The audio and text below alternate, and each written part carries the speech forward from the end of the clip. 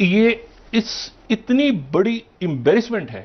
France ने अपना जो कॉन्सुलेट था कराची के अंदर उसको बंद करने का फैसला किया है। गालिबन 50 साल से या शायद उससे भी ज्यादा अरसे से कराची में ही कॉन्सुलेट चल रहा था। अब आखिरकार फ्रांस ने कराची के अंदर कॉन्सुलेट को बंद करने का फैसला कर लिया है। पहला मुल्क नहीं है, बहुत सारे और ममालिक भी यहां से एम्बेसीज और कॉन्सुलेट बंद करके जा चुके हैं। अवाम और उस रियासत के बीच में तल्लक कमजोर हो जाता है तो वहां पे ऐसे चीजें जन्म लेती हैं। अब सवाल ये पैदा होता है कि क्या टेक्नोक्रेट जो है वो सियासतदान से बेहतर ताल्लुक रखता है, और जहां जहां पे सियासतदान ने नहीं जोड़ कर रख पाया वहां पर ये शगुफे उठे और ये मामलात खराब हुए पाकिस्तान की पूरी ममलकत के लिए। सही 50 साल से 50 ईयर से जो कॉन्सुलेट, फ्रेंच कॉन्सुलेट, फ्रांस की कॉन्सुलेट, कराची कॉन्सुलेट 50 साल से कायम थी, उसको बंद कर दिया गया है। फ्रांस ने कराची में अपनी कॉन्सुलेट को क्लोज कर दिया है परमानेंटली। अब ये एक बड़ी अजीब सी बात है, क्योंकि मतलब कि आप ये कह रहे हैं कि 50 ईयर से वो कॉन्सुलेट चल रही थी और अचानक से ये पता चले कि एक तो क्लोज हो और वो भी यानी वो लोग जो कराची कॉन्सुलेट जाते थे फ्रांस टूरिस्ट वीजा हासिल करने के लिए या फ्रांस के बाकी वीजे हासिल करने के लिए, वहां पे ये सर्विस जो है वो मुमकिन तौर पर जो है वो बंद कर दी गई है। क्या पाकिस्तान कभी इतना गिर सकता था? क्या आपने सोचा था कि पाकिस्तान कभी इतना गिर जाएगा? क्या पाकिस्तान ऐसी बर्बादी की तरफ चला जाएगा? आपने कभी सोचा था? मेरा दिल दुखी है ये देखकर। देखिए, फ्रांस ने पैसे खर्च करे, वहां पे स्टाफ रखा है। जब पाकिस्तान से इतना भी फायदा नहीं हो रहा कि स्टाफ की आप सैलरी दे पाए, तो क्या बंद करो यार, इसको बंद करो उसको। कुछ अजब सा हुआ है पिछले 24 घंटों में, और मेरे लिए थोड़ा सा इसको मुश्किल है कि मैं किस तरह से डॉट्स कनेक्ट करूं। तो अहम पुलों को बम धमाके से उड़ा दिया गया। आजकल दहशतगर्द इंफ्रास्ट्रक्चर की तबाही कर रहे हैं। इंफ्रास्ट्रक्चर की तबाही से क्या होगा? वहां पर एक तो मूवमेंट महदूद हो जाए।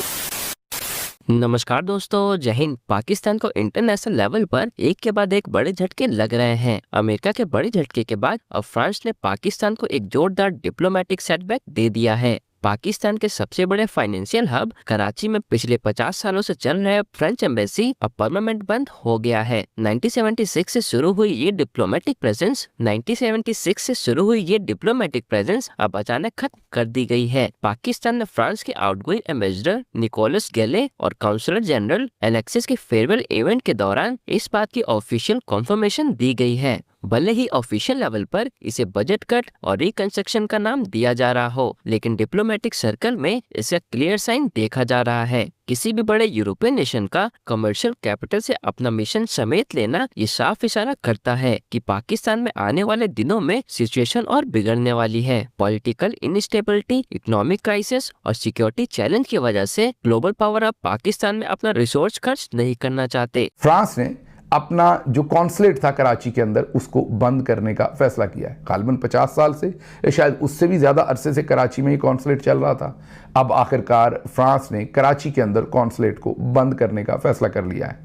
पहला मुल्क नहीं है, बहुत सारे और ममालिक भी यहाँ से एम्बेसीज और कॉन्सुलेट बंद करके जा चुके हैं। पेशावर में अमरीकी कॉन्सुलेट भी बंद हो चुका। ये शाखसाना है उस सारी लॉ एंड ऑर्डर की सूरत हाल का जो field marshal retired Syed Asim Munir तमगा इम्तियाज मिलिट्री ने पाकिस्तान में क्रिएट कर रखा है। और आज से लगे राय खुदा न खास्ता कि कश्मीर में भी वो रीत पड़ गई है। पहली इंसर्जेंसी, जी हाँ, पहला हमला सिक्योरिटी फोर्सेस के ऊपर। आज सिक्योरिटी फोर्सेस अपनी मामूल की वहां पर कार्रवाई कर रही थी। जाहिर है मामूल की कार्रवाई यही है कि वहां कश्मीर एक्शन कमेटी के लोगों के पीछे जाते हैं उनको पकड़ने के लिए। वहां पर जब तराड़खेल पहुंचे तो लोगों ने सड़क ब्लॉक कर रखी थी रुकावटें लगा के।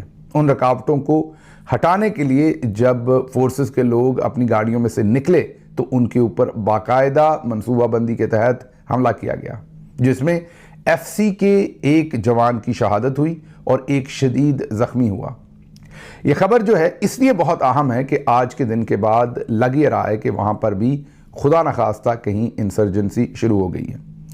अब जो कुछ भी होगा, जब हम यहाँ से भी अपने बेटों की, भाइयों की लाशें उठाएंगे तो उस वक्त के जर्नल्स कहेंगे देखिए कितने जालिम लोग हैं, यहाँ पर क्या हो रहा है, अपने ही लोगों को मारा जा रहा है। लेकिन इसके पीछे कौन कौन से मजालम और कौन कौन सी फ़िरौनियत कारफरमा है, हम यहाँ तक कैसे पहुँचे, ये कोई नहीं बताएगा।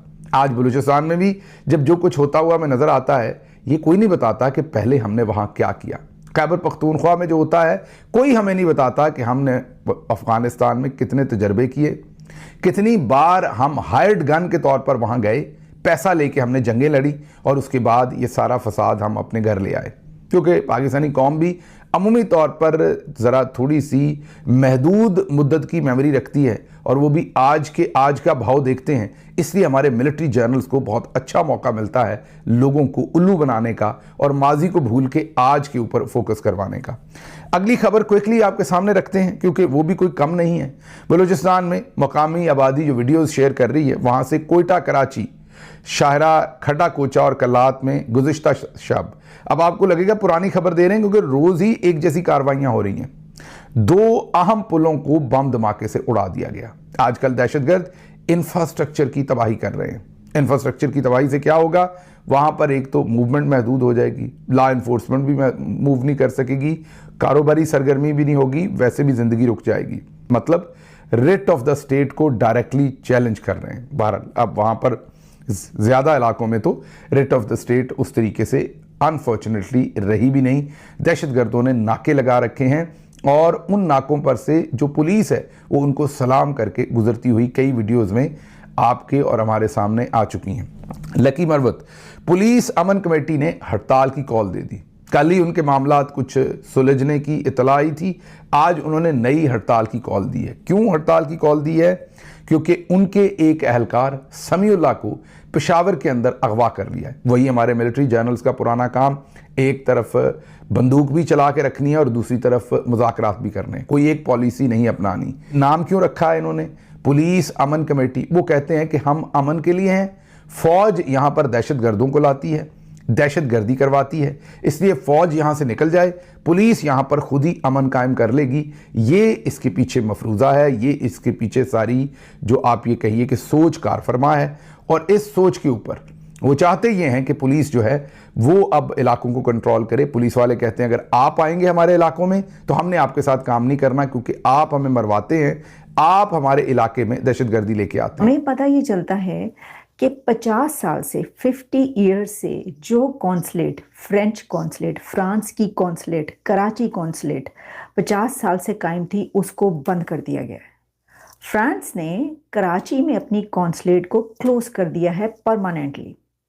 अब ये एक बड़ी अजीब सी बात है, क्योंकि मतलब कि आप ये कह रहे हैं कि 50 ईयर्स से वो कॉन्सुलेट चल रही थी और अचानक से ये पता चले कि एक तो क्लोज हो और वो भी परमानेंटली क्लोज हो जाए तो सवाल तो उठता है कि भाई क्या हो गया, ना कि और कॉन्सुलेट खुलनी चाहिए।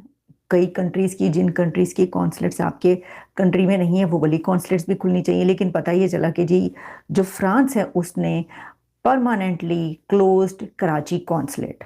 जैसे उनका कहना ये था अपने एड्रेस में, यानी जो फ्रेंच कॉन्सुलेट के जो कॉन्सलर निकोलस गैली हैं, उन्होंने कहा earlier Pakistan had a reputation of crime and terrorism.